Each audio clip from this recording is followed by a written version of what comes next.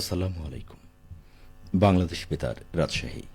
স্থানীয় সংবাদ পড়ছি মাসুম আক্তারুজ্জামান অনিক। নওগাঁয় ছাত্র জনতার জুলাই আগস্ট গণ অভ্যুত্থান এর প্রেক্ষিতে জুলাই পুনর্জাগরণ অনুষ্ঠানমালা উদযাপন উপলক্ষে প্রস্তুতিমূলক সভা অনুষ্ঠিত হয়েছে।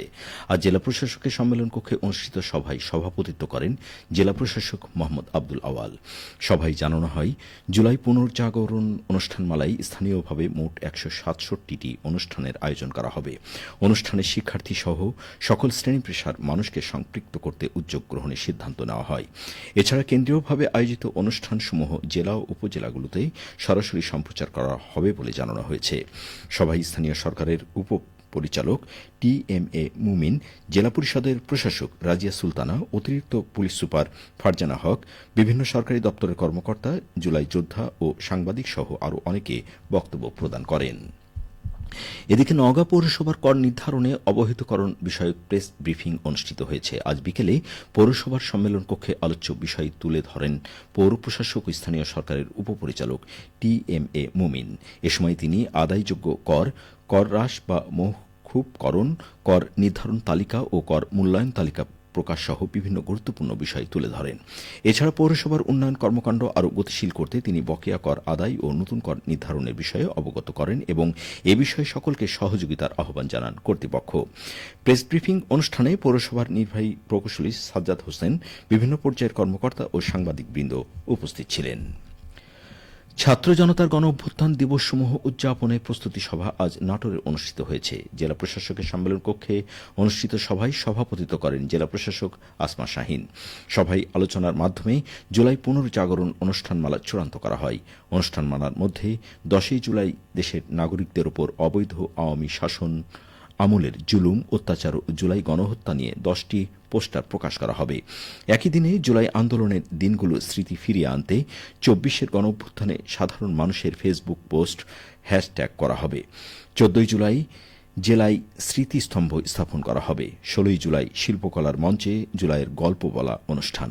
একই তারিখে শহীদদের প্রাণ হারানো স্থানটিতে স্ট্রিট মেমোরি স্ট্যাম্প স্থাপনের কাজ শুরু হবে। 18ই জুলাই প্রতীকী ম্যারাথন। 19শে জুলাই জেলার শহীদদের সংখ্যায় বৃক্ষরোপণ। 24শে জুলাই সকল মাধ্যমিক ও উচ্চ মাধ্যমিক বিদ্যালয়ে সপ্তাহব্যাপী 24-এর রঙে গ্রাফিতি ও চিত্রাঙ্কন প্রতিযোগিতা, সৃজনশীল রচনা ও ক্রীড়া প্রতিযোগিতার সূচনা। এর ধারাবাহিকতায় মাসব্যাপী চলবে জুলাই গণ অভ্যুত্থানের অনুষ্ঠানমালা। এদিকে পলিথিন ব্যাগের বিকল্প হিসাবে পরিবেশ বান্ধব ব্যাগ ব্যবহারের উদ্বুদ্ধকরণ শীর্ষক সেমিনার নাটোরে অনুষ্ঠিত হয়েছে। আজ জেলা প্রশাসকের সম্মেলন কক্ষে অনুষ্ঠিত সেমিনারে সভাপতিত্ব করেন জেলা প্রশাসক আসমা শাহীন। সেমিনারে বলা হয়, পলিথিন এবং প্লাস্টিক পরিবেশে মারাত্মক বিপর্যয় ডেকে নিয়ে আসছে। এর মাধ্যমে মাটি, পানি ও বাতাসে দূষণ ঘটছে। বিভিন্ন খাবারের মাধ্যমে এসব ক্ষতিকর উপাদান মানুষের শরীরে প্রবেশ করছে। ফলে বিষক্রিয়ায় মানুষ ক্রমাগত অসুস্থ হয়ে পড়ছে। তাই পরিবেশ এবং মানুষের সুরক্ষায় পলিথিন এবং প্লাস্টিকের ব্যবহার বন্ধ করতে সবাইকে দায়িত্বশীল ভূমিকা পালন করতে হবে।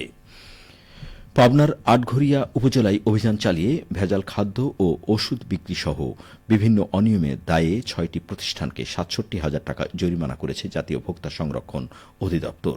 বাংলাদেশ সেনাবাহিনীর সহায়তায় আজ দুপুরে উপজেলার একদন্ত বাজারে এই অভিযান চালানো হয়। এতে নেতৃত্ব দেন জাতীয় ভোক্তা অধিকার সংরক্ষণ অধিদপ্তর পাবনার সহকারী পরিচালক মাহমুদ হাসান রনি।